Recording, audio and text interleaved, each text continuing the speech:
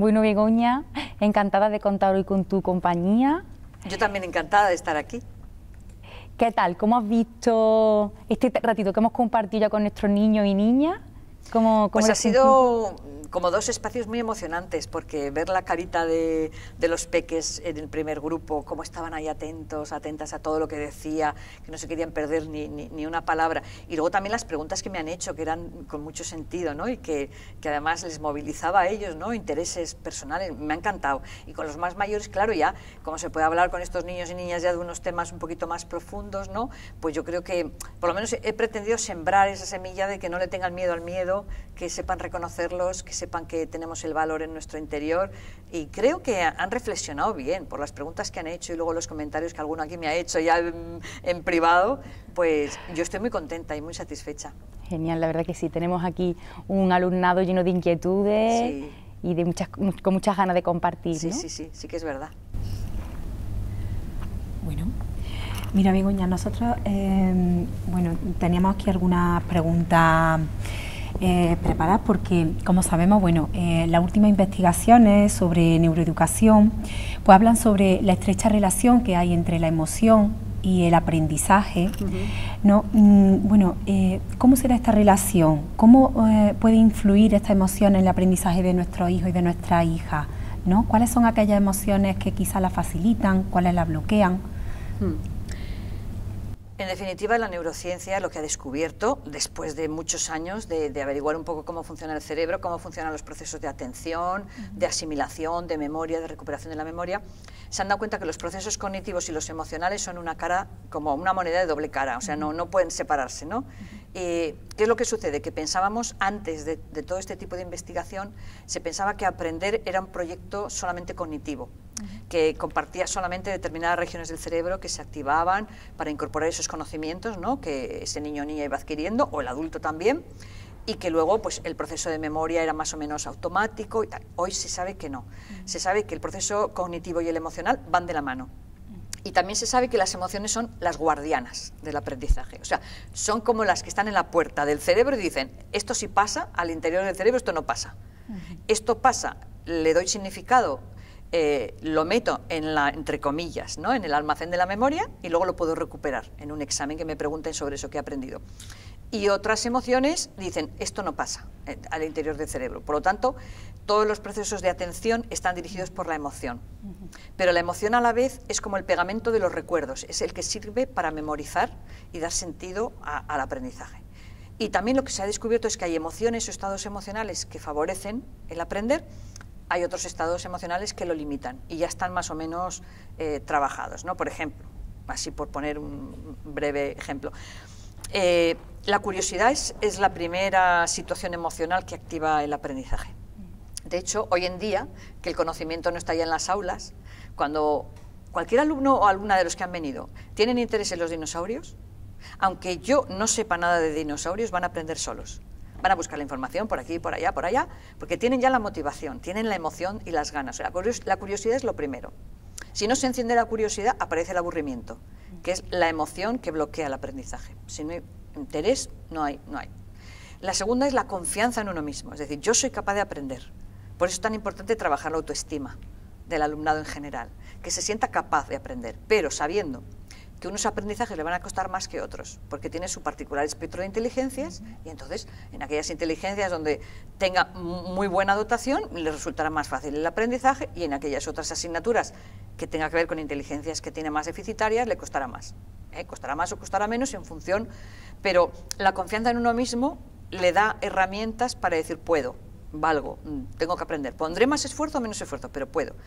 Pero la tercera es la confianza en los demás, que si me equivoco no se van a reír de mí, que no voy a pasar vergüenza por cometer un error, que todos estamos ahí como ayudándonos unos a otros, y que, por ejemplo, en el trabajo en equipo, pues a cada uno se le da mejor algo y el resultado final es más que la suma de 1 más 1 más 1 más 1, que al final salen cosas muy bonitas. O sea, la confianza en los demás, el estar relajado en el aula. Pero otra emoción que ayuda mucho a aprender es la calma. Y claro, tenemos muchas aulas estresadas, profesorado estresado, alumnado estresado, y eso bloquea el aprendizaje. O sea, la calma ayuda no solamente a nivel físico, que también, que aumenta el sistema inmunológico, sino que favorece la concentración y la atención. Y, por supuesto, la alegría y el orgullo, es decir, el darse cuenta de que tienen experiencias de éxito. Por eso, si un alumno o una alumna no consigue tener experiencias de éxito, el proceso de aprendizaje se puede ver cortado, se corta, porque empiezan en el bucle yo no sé, yo no puedo, yo no valgo, se desvalorizan, disminuye la confianza en uno mismo y entonces se bloquean ellos solos. O sea, si un alumno o alumna ya tiene en su mente la idea de que es imposible algo, es que ni lo va a intentar. Entonces, el estrés, la ansiedad, el miedo, todas son emociones que dificultan el aprendizaje. La primera, por supuesto, el aburrimiento, el desconectar, pero luego la desconfianza, ¿no? El miedo. A medida que sube el miedo, baja el nivel de confianza. El miedo a los demás o a uno mismo, baja el nivel de confianza en uno mismo o en los demás. Y luego la ansiedad y el estrés, por supuesto. Entonces, vemos que las emociones son como vasos comunicantes. Sube la calma, baja el estrés. Sube el estrés, baja la calma. Sube el miedo, baja la confianza. Sube la confianza, baja el miedo. Y, por supuesto, sube la curiosidad, el aburrimiento se va. O sea, con curiosidad no hay aburrimiento. Pero también es verdad que si el alumno no disfruta aprendiendo, ¿no? Aun con esfuerzo, aun con constancia y perseverancia, abandona porque entra en un circuito negativo. Por lo tanto, todo lo que tiene que ver con ansiedad bloquea el acceso a la memoria. El miedo bloquea el acceso a la memoria. Un alumno ha podido estudiar mucho y el día del examen su nivel de ansiedad es altísimo, no hace una buena regulación emocional y puede quedarse en blanco. Y a lo mejor tú como adulto sabes que ha estudiado, o tú le has visto como padre o madre, le has visto estudiar, pero no le luce porque esa ansiedad le bloquea el acceso a la memoria. Es como que sé que tengo conocimientos de esto, pero no me acuerdo, me he quedado en blanco. Entonces, eso sí que está estudiado ya mucho y por eso se orienta, ¿no?, al profesorado qué tipo de emociones debe favorecer en el aula y qué tipo de emociones debe evitar que aparezcan y si aparecen, transmutarlas y cambiarlas. Que eso es lo que es el liderazgo emocional, que el adulto sea capaz de una clase que está muy enfadada, porque la ira y el enfado también desvían mucho la atención del aprendizaje. Es otra emoción que dificulta bastante. Entonces, si te encuentras una clase muy enfadada, puedes reconducirla a la calma. Tienes que hacer algo para que cambie su estado emocional y luego ya estén más receptivos a lo que vayas a explicar. Muchas gracias. Bueno, Begoña, y tú como autora de más de 280 cuentos, pero entendemos que entiendes el cuento como un recurso valiosísimo para transmitir mensajes, sobre todo, bueno, al público infanto-juvenil, ¿no? ¿Por qué el cuento? ¿Cómo podemos las familias apoyarnos en este recurso para trabajar la educación emocional en casa? La verdad es que yo empecé a escribir cuentos en mi consulta, en mi trabajo como terapeuta. Yo nunca pensé que me los fueran a publicar. O sea, que los primeros cuentos para sentir, 46 cuentos que salieron sin ilustrar, estaban escritos hace muchísimos años. Yo cuando terminé la carrera empecé a trabajar con niños y adolescentes con problemas de conducta, con fracaso escolar, bueno, con muchos problemas.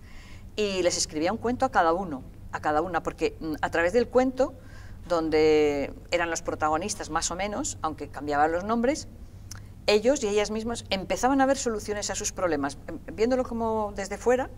No que yo tengo un problema, sino mira el personaje este que tiene este problema, iban dando soluciones, iban encontrando la salida. Era como el hilo de Ariadna que me guía por el laberinto y que así aprendo a salir de él, porque era como un elemento de apoyo. Yo me di cuenta ahí del valor terapéutico del cuento, aparte que había estudiado cómo en Oriente el cuento era una herramienta terapéutica, incluso usada por la medicina ayurvédica. Entonces había toda una tradición en Oriente del uso terapéutico del cuento, y yo dije, yo esta línea me gusta. Como siempre había escrito cuentos desde pequeña, pues me puse, pero no me importaba tanto el estilo literario. Ahora me importa mucho el estilo literario porque sé que soy leída por mucha gente, pero en aquel momento no me importaba tanto el estilo, sino la profundidad del cuento, lo que le ayudaba a ese niño o niña para encontrar salidas a sus problemas. Entonces, eso es una realidad que yo he vivido, con lo cual nadie me ha convencido, ni me ha no, lo he visto yo. ¿Qué pasa? Cuando me empiezan a publicar es porque alguien escucha esos cuentos que yo escribía en terapia y me ofrece publicarlos, yo encantada. Pero entonces ya empecé a perfilar un poco el estilo de comunicación porque iba a ser leído por otros, manteniendo por supuesto la esencia. Entonces yo sé que padres y madres cuando leen un cuento se genera ahí un estado emocional de compartir emociones, es como un espacio fuera del tiempo. Es como que ese niño o esa niña que te está escuchando cuando es muy pequeñito porque no sabe todavía leer, entra en un mundo mágico, totalmente. Y si los adultos se lo sabemos contar, cambiando voces, expresiones gestuales y tal, muchísimo más. Pero cuando ha pasado de esa magia de la escucha, porque es una magia, es una situación mágica, a la magia de la lectura, empieza a desarrollar su imaginación. Y claro, lee y se va imaginando las escenas y se va proyectando, porque siempre Los lectores, las lectoras se proyectan en los personajes, consciente o inconscientemente, pero se proyectan. Y van empezando a adquirir experiencias que no son de su vida propia, son de la vida de los personajes de los cuentos. Entonces, tiene un potencial tremendo el cuento, como herramienta de comunicación emocional entre los seres humanos, como herramienta para potenciar la imaginación, como herramienta también para educar en valores, porque te transmiten valores sin darte lecciones largas, ¿no? Y te transmiten consejos sin que casi te des cuenta, ¿no? Lo que hablábamos de la moraleja. Mis cuentos no tienen moraleja, pero si alguien la busca, la va a encontrar. O sea, va a encontrar consejos y va a encontrar algún elemento, porque, a ver, yo soy terapeuta antes que escritora y al final pues intento que no solamente entretengan, sino que también tengan otras funciones, ¿no? Pero tienen que entretener, tienen que ser divertidos, tienen que atrapar la atención, tienen que mantenerles ahí en ascuas, ¿no? Hasta el final. Todo eso lo mantengo. Entonces, en las familias tiene que haber lectura de cuentos, tiene que haber, o sea, el rato del cuento sería sagrado. Escucha de cuento y ese encuentro mágico de corazones mientras no saben leer, y luego estar leyendo con ellos, o incluso leerles aunque sepan leer, leerles, porque es algo muy especial ese encuentro. Entonces yo invito a las familias a que utilicen los cuentos, pero no ya, toma un cuento y entretente un rato, no, que tienen mucho más detrás. Entonces que aunque sepan leer, pero que siempre estén los adultos animando a la lectura, porque es generar un hábito lector. Y cuando ya generas ese hábito, te acompaña el resto de tus días. Cambiarán los temas, cambiarán, por supuesto, los formatos de libro, ya no leerás cuentos, a lo mejor lees novelas o biografías, pero ya está metido el gusanillo de la lectura, ¿no? Y es un medio fabuloso para madurar y crecer. Vale, sí. Mira, según tu dilatada experiencia, Begoña, ¿puedes hacernos alguna propuesta para trabajar en equipo entre escuela y familia con el objetivo de implantar esta educación emocional en nuestro día a día? Pues es que sería fabuloso que se leyera un cuento en familia y se trabajara en el aula. Vale. Sería fabuloso, porque padres y madres no van a tener herramientas para dedicar vamos a decir, sacarle más miga al cuento, pero con que lo lean, y lo lean las veces que el hijo o la hija lo pida, porque da la casualidad que los cuentos son como una cebolla, ¿no? Tienen distintas capas. La capa exterior es la historia. Evidentemente, si tú no has leído un cuento, pues por primera vez lo lees con ganas de llegar al final y saber de qué va. Y hay un problema en el personaje, a ver cómo lo soluciona, ¿vale? Pero la segunda vez, cuando un niño pide un cuento por segunda vez, ya no está fijándose en la historia, porque ya realmente ya lo sabe.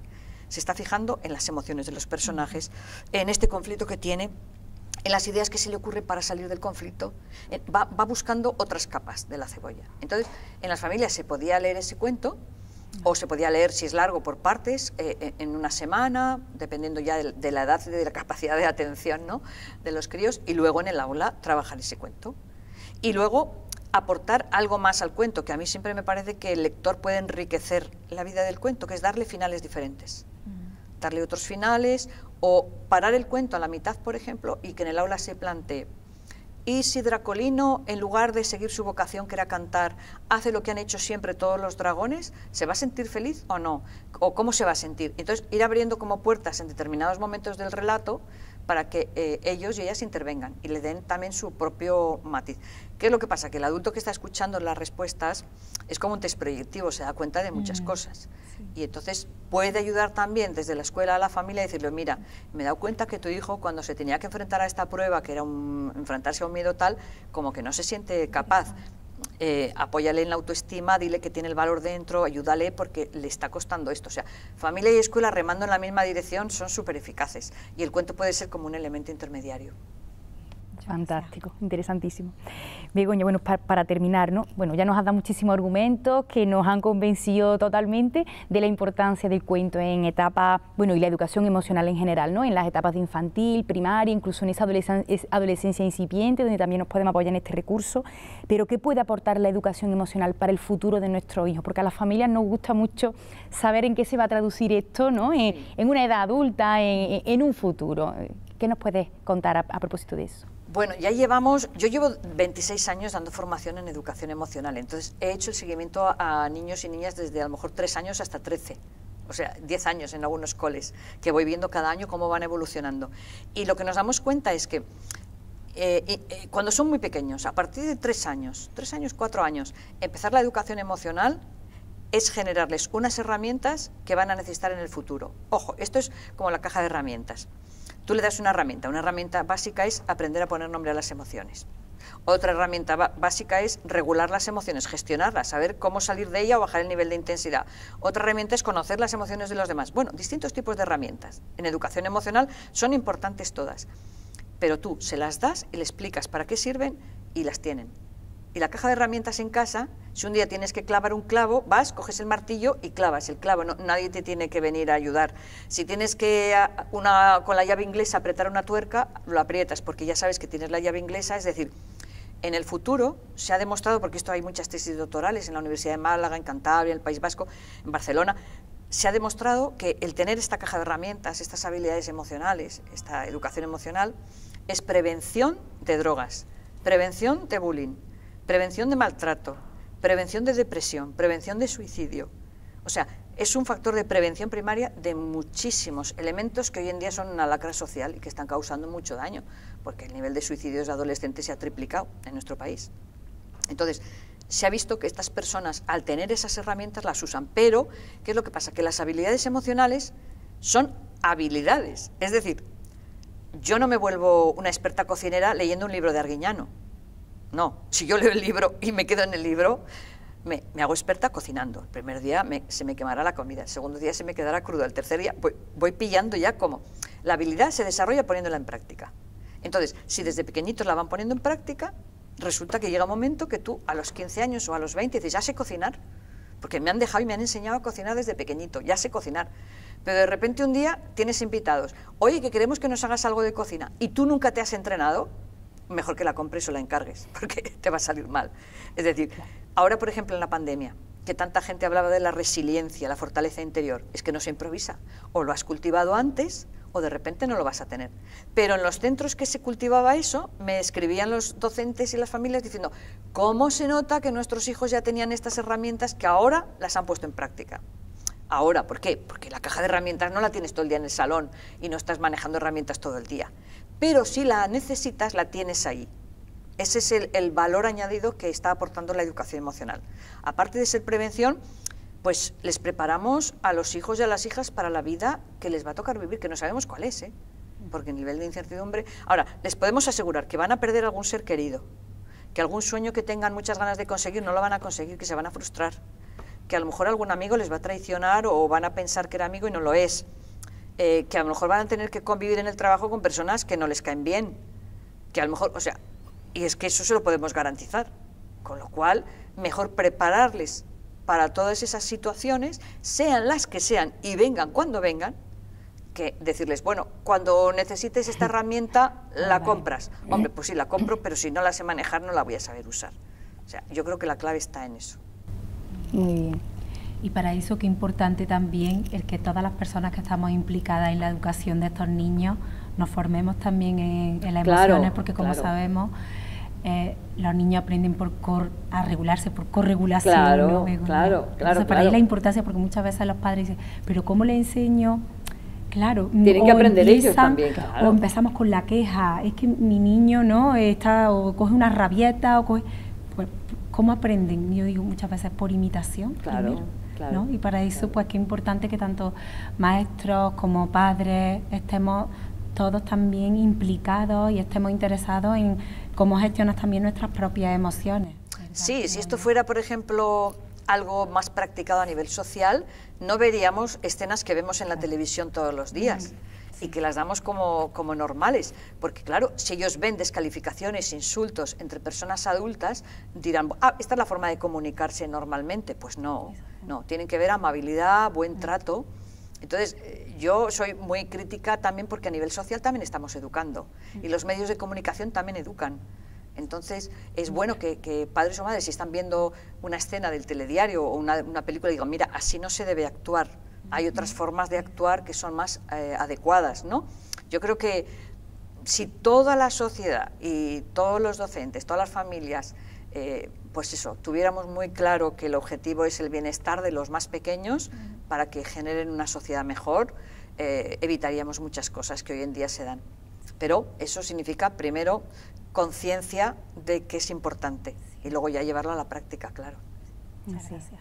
Gracias a vosotros. Bueno, Begoña, eso es. Pues muchísimas gracias por haber visitado nuestro pueblo, nuestros 6 poetas mollejas, por habernos dedicado este espacio tan enriquecedor para la familia y para nuestros pequeños y pequeñas, que son el motor que nos mueve a nosotros. Muy bien, gracias a vosotras. Desde la asociación. Gracias.